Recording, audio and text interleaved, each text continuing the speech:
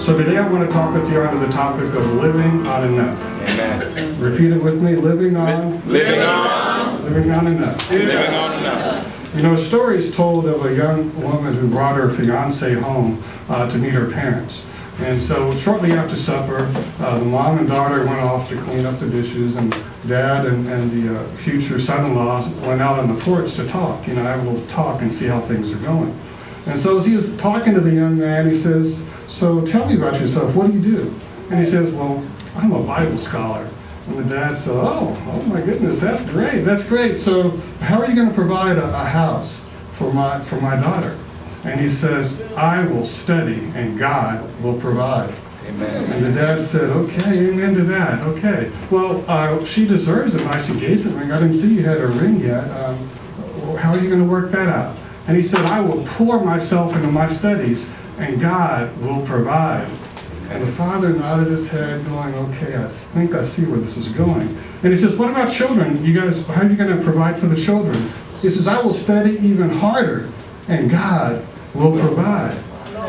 So as they kept going in the conversation, this idealistic young man kept answering, "God will provide." And so the conversation winded down, and he came back inside and talked to his wife. And his wife asked, "Well, how did it go? How'd that conversation go?"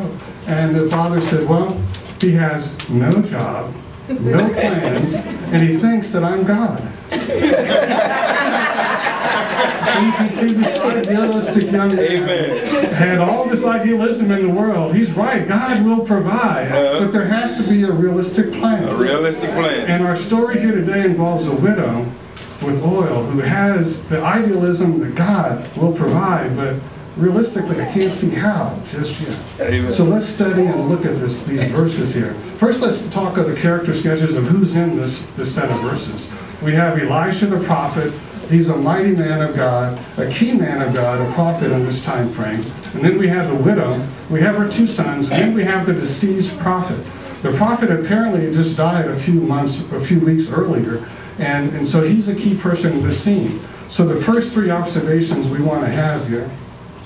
Oops, got behind myself. There we go. First three observations we want to have here is the deceased prophet's life's calling, the deceased prophet's stewardship at home, and the deceased prophet's family dilemma. We're just going to look at a verse at a time here for a little while. And so first we look at his life's calling. We know that he was in good standing with Elijah because he was a hard-working, reverent man of God who took his calling to serve God very seriously. So he was a good steward of his talent, of his time, and his treasure at work.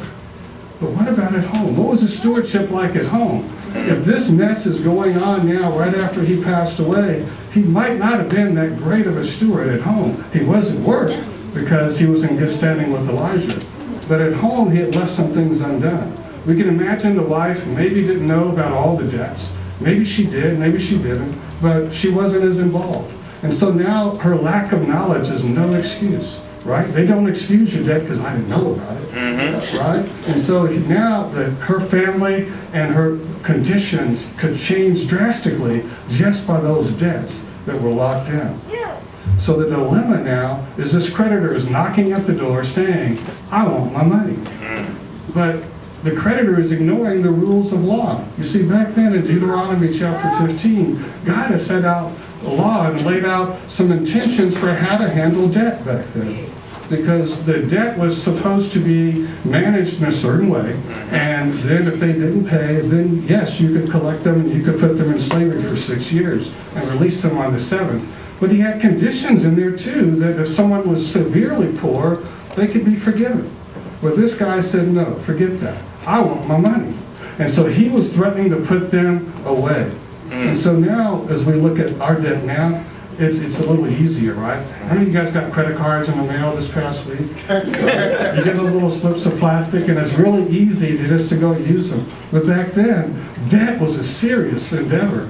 If you signed up for debt, you knew that if you didn't pay it, you knew what could happen, because there are other creditors out there like that. But now, over time, the shackles of debt have changed from metal to plastic. From metal to plastic. And so now we find that this family is in dire straits. So that leads us to our first point. Our first point being But living on enough requires planning. Everyone said with me, living on enough requires planning.